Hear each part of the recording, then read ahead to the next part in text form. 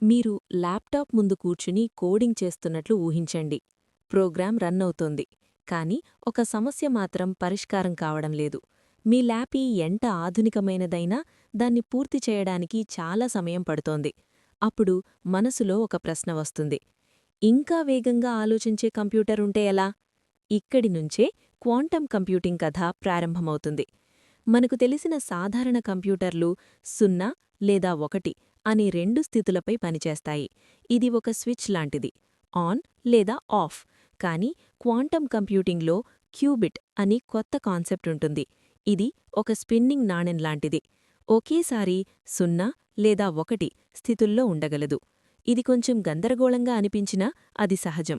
ఎందుకంటే ఇది మనం ప్రతిరోజూ చూసే లాజిక్ కాదు. కానీ గుర్తుంచుకోవాలి, ఇది మ్యాజిక్ కాదు, సైన్స్. ప్రస్తుతం ప్రపంచం ఎన్నో సవాళ్లను ఎదుర్కొంటోంది. కొత్త మందులు కనుగొనడం, క్లిష్టమైన కెమికల్ రియాక్షన్లు అర్థం చేసుకోవడం, ఫైనాన్స్లో భారీ లెక్కలను తక్కువ సమయంలో పూర్తి చేయడం, సైబర్ సెక్యూరిటీని బలోపేతం చేయడం వంటి సమస్యలు సాధారణ కంప్యూటర్లతో చాలా సమయం తీసుకుంటాయి. ఇక్కడే క్వాంటం కంప్యూటింగ్ ఉపయోగపడుతుంది. ఇది సమస్యలను వేగంగా పరిష్కరించడం మాత్రమే కాదు, కొత్త కోణంలో ఆలోచించే అవకాశం కూడా ఇస్తుంది. అందుకే గూగుల్, ఐబిఎం, మైక్రోసాఫ్ట్ వంటి సంస్థలు ఇందులో భారీగా పెట్టుబడులు పెడుతున్నాయి. క్వాంటం కంప్యూటింగ్ అంటే ఫిజిక్స్ నేపథ్యం ఉన్నవారికి అనుకుంటారు. కానీ అది పూర్తిగా నిజం కాదు. లోతైన పరిశోధనలకు ఫిజిక్స్ అవసరం. కానీ ఈ రంగంలో సాఫ్ట్వేర్ డెవలపర్లు, ఆల్గోరిథం డిజైనర్లు, రీసెర్చర్లు వంటి వివిధ పాత్రలు కూడా ఉన్నాయి. అందువల్ల ఇతర విద్యార్థులు కూడా ఈ రంగంలోకి రావచ్చు. అంటే ఇది ఒకే అకాడమిక్ బ్యాక్గ్రౌండ్కు పరిమితం కాదు. విద్యార్థులు ఒక ముఖ్యమైన విషయం గుర్తుంచుకోవాలి.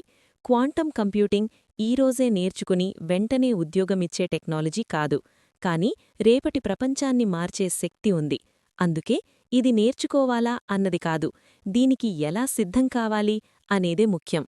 క్వాంటం కంప్యూటింగ్ అవకాశాలు విస్తృతంగా ఉన్నాయి. ఇంజనీరింగ్, ముఖ్యంగా సిఎస్సి, ఈసీఈ చదివినవారు, అలాగే ఎంఎస్సీ కంప్యూటర్ సైన్స్, ఎంసీఏ వంటి కోర్సులు చేసినవారు ఈ రంగంలోకి రావచ్చు. మ్యాథమెటిక్స్, ఫిజిక్స్ మీద ఆసక్తి ఉన్నవారికి ఇది మరింత అనుకూలం. కానీ ముఖ్యంగా ఆసక్తి ఉండటం చాలా అవసరం. ఈ రంగంలోకి రావాలంటే నేరుగా లోతులోకి దూకాల్సిన అవసరం లేదు. మొదటి దశగా పైథాన్ ప్రోగ్రామింగ్ నేర్చుకోవాలి. బేసిక్ మ్యాథ్స్, లాజికల్ థింకింగ్ నైపుణ్యాలను అభివృద్ధి చేసుకోవాలి. రెండవ దశగా యూట్యూబ్ వీడియోలు, ఆన్లైన్ ప్లాట్ఫామ్స్ ద్వారా అవగాహన పెంచుకోవాలి. కిస్కిట్ వంటి టూల్స్ నేర్చుకోవాలి. కోర్సెరా, ఎడెక్స్ వంటి ప్లాట్ఫామ్స్ ద్వారా కోర్సులు చెయ్యాలి. చివరి దశగా ప్రాజెక్టులు, ఇంటర్న్షిప్స్, రీసెర్చ్ వైపు అడుగులు వేయాలి. గుర్తుంచుకోండి, కాలంతో పాటు టెక్నాలజీలు మారతాయి. కానీ మనం మారాల్సింది మన ఆలోచనా విధానం. క్వాంటం కంప్యూటింగ్ మనకు ప్రతి సమస్యను ఒకే కోణంలో కాకుండా కొత్త కోణంలో చూడటం నేర్పిస్తుంది. ఉద్యోగాల విషయానికి వస్తే క్వాంటం కంప్యూటింగ్ ఉద్యోగాలను తీసివేయదు, కొత్త అవకాశాలను సృష్టిస్తుంది. Quantum software engineer, quantum researcher, algorithm designer, quantum consultant వంటి ఉద్యోగాలు భవిష్యత్తులో చాలా విలువైనవిగా మారతాయి. చివరిగా, ఈరోజు మీరు సాధారణ కంప్యూటర్ వాడుతున్నా రేపు క్వాంటం సిస్టమ్స్పై పనిచేసే అవకాశం ఉంటుంది. అందుకోసం ఇప్పటినుంచే కొన్ని అలవాట్లు పెంచుకోవాలి. ప్రశ్నించడం, సమస్యను అర్థం చేసుకోవడం, కొత్త విషయాలు నేర్చుకోవడం ఆపకుండా కొనసాగించడం చాలా ముఖ్యం.